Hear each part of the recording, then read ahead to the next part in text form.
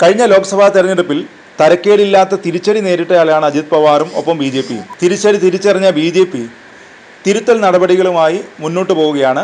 അതിനിടയിലാണ് NCP അജിത് പവാറിനൊപ്പം നിൽക്കുന്ന 4 പ്രമുഖ നേതാക്കൾ പാർട്ടി വിട്ടിരിക്കുന്നത്.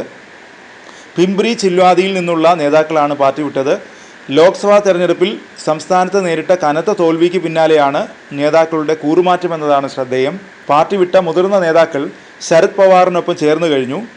NCPയുടെ പിംപ്രി ചിന്ദ്വാദ് യൂണിറ്റ് മേധാവി അജിത് ഗൗഹാനെ, പിംപ്രി ചിന്ദ്വാദ് സ്റ്റുഡൻസ് വിംഗ് മേധാവി യാഷ് സാനെ, രാഹുൽ ഫോസ്ലെ, പങ്കജ് ഫലേക്കർ എന്നിവരാണ് പാർട്ടി വിട്ട നേതാക്കൾ.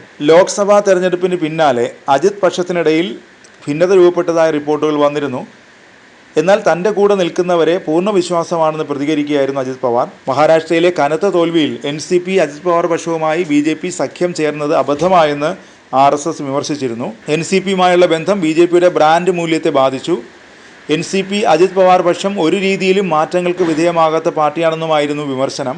2019 തെരഞ്ഞെടുപ്പിൽ 48 സീറ്റിൽ 29 നേടിയ BJP ഇത്തവണ 9ലേക്ക് ചുരുങ്ങി. എന്നാൽ 17 സീറ്റിൽ മത്സരിച്ച കോൺഗ്രസ് 13ഉം 10 സീറ്റിൽ മത്സരിച്ച NCP SP 8 സീറ്റ് വീതവും നേടി. 21 സീറ്റിൽ മത്സരിച്ച UBT 9 മണ്ഡലങ്ങളും പിടിച്ചെടുത്തിരുന്നു. മഹാരാഷ്ട്രയിൽ ലോക്സഭാ തെരഞ്ഞെടുപ്പിന് പിന്നാലെ ഇപ്പോൾ നിയമസഭാ തെരഞ്ഞെടുപ്പ് നടക്കാൻ പോവുകയാണ്. BJPക്ക് ആശങ്കകളേറെയാണ് സംസ്ഥാനത്തുള്ളത്. ഇപ്പോഴേ പ്രവർത്തനം തുടങ്ങിയാലേ ഭരണം നിലനിർത്താനാകൂ എന്നാണ് BJPയുടെ നിലപാട്. പ്രധാന കാരണം വലിയ തിരിച്ചടി ലോക്സഭയിൽ നേരിട്ടതാണ്. കണക്കുകളൊന്നും BJPക്കോ സഖ്യകക്ഷികൾക്കോ അനുകൂലമല്ല. അജിത് പവാറിനെ കൊണ്ട് സഖ്യത്തിന് ഗുണമില്ലെന്നാണ് BJP മനസ്സിലാക്കിയിരിക്കുന്നത്. ഇതോടെ നിയമസഭാ തെരഞ്ഞെടുപ്പിൽ അവർക്ക് സീറ്റുകൾ നൽകുന്നത് കുറയാൻ വരെ സാധ്യതയുണ്ട്. ഇത് NDA സഖ്യത്തിൽ വലിയ വിള്ളലുണ്ടാക്കാനും സാധ്യതയുണ്ട്.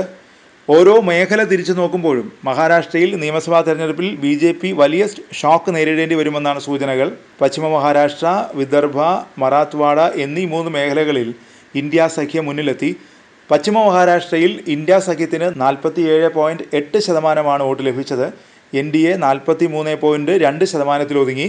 6 സീറ്റുകളിൽ ഇന്ത്യയും 4 സീറ്റുകളിൽ NDAയുടെ സ്ഥാനാർത്ഥികളും ഇവിടെ വിജയിച്ചു. വിദർഭയിൽ 6 സീറ്റും 46% വോട്ടും ഇന്ത്യക്ക് ലഭിച്ചു. NDAക്ക് 37.10% വോട്ടും 4 സീറ്റുമാണ് ലഭിച്ചത്. മറാത്ത്വാഡ പക്ഷേ ഇന്ത്യ തൂത്തുവാരി.